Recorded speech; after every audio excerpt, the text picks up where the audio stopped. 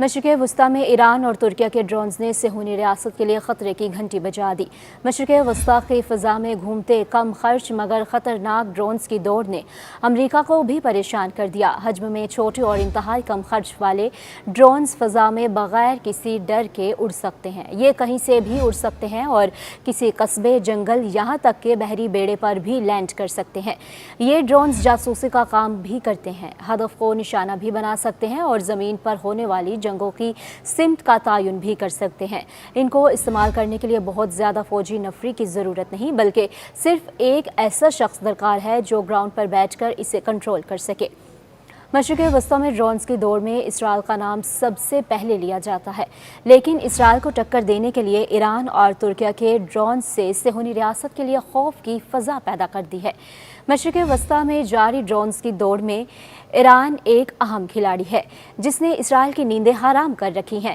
ایران نے ڈرون بنانے کے لیے مقامی وسائل پر انحصار کیا کیونکہ یہ اقتصادی پابندیوں کا شکار ملک کے لیے کم مہنگے ثابت ہوتے ہیں۔ ایران نے عراق کے خلاف جنگ میں 1980 کی دہائی سے ڈرون پروگرام شروع کیا تھا۔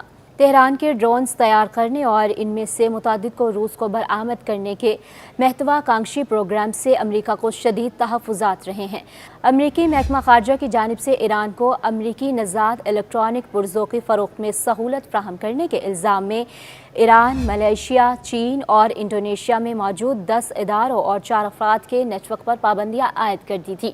امریکہ نے ایران پر یہ الزام بھی لگایا ہے کہ وہ یمنی حوثیوں کو ڈرون فراہم کرنے میں ملوث ہے، جو بحیرہ احمر میں بحری جہازوں کو نشانہ بناتے ہیں۔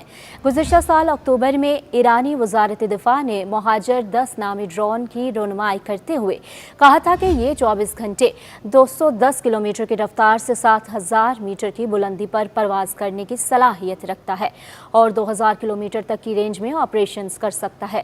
ترکیہ بھی ڈرونز کی اس دوڑ میں بہت اہمیت رکھتا ہے۔ ترکیہ نے مغربی ڈیزائنوں اور لائسنسوں پر انحصار کرتے ہوئے ڈرونز کی تیاری شروع کی تھی۔ ترکیہ نے ڈرونز کے امریکی ڈیزائن استعمال کیے، لیکن پیداوار کے لیے زیادہ تر ترکیہ کا مقامی خام مال استعمال ہوا۔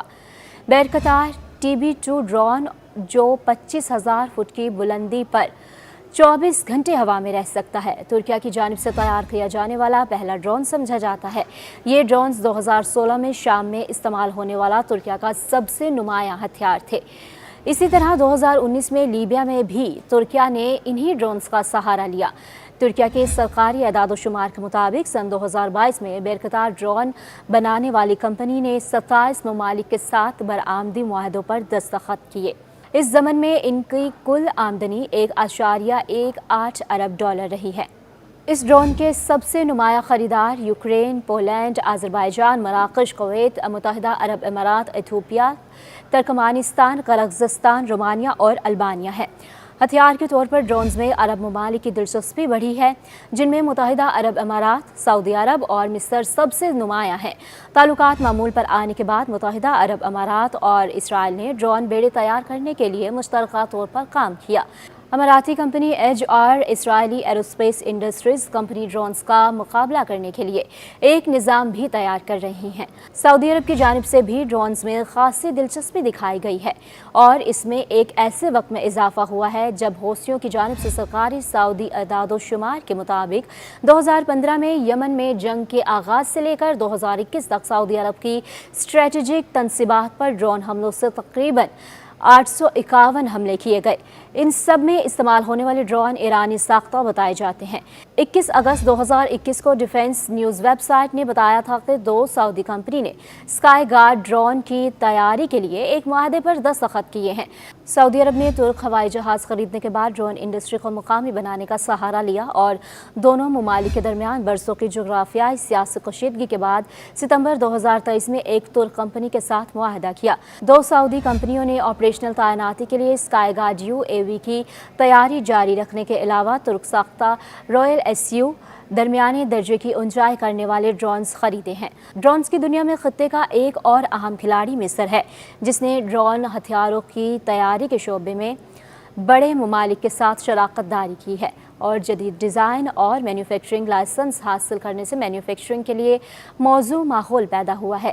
مصر ایک جاسوسی ڈرون تیار کرتا ہے جس کی زیادہ سے زیادہ رفتار 260 کلومیٹر فی گھنٹہ ہے اور یہ 240 کلومیٹر کی آپریٹنگ رینج کے ساتھ مسلسل 30 گھنٹے تک پرواز کر سکتا ہے۔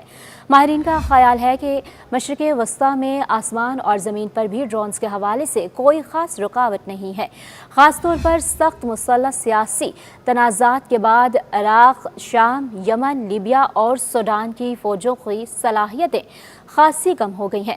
تجزیہ کاروں کا کہنا ہے کہ ابھی تک ڈرونز کا مقابلہ کرنے کے لیے کوئی واضح براہ راست نظام موجود نہیں ہے اور ان میں سے زیادہ تر سسٹم تجرباتی مرحلے میں ہیں۔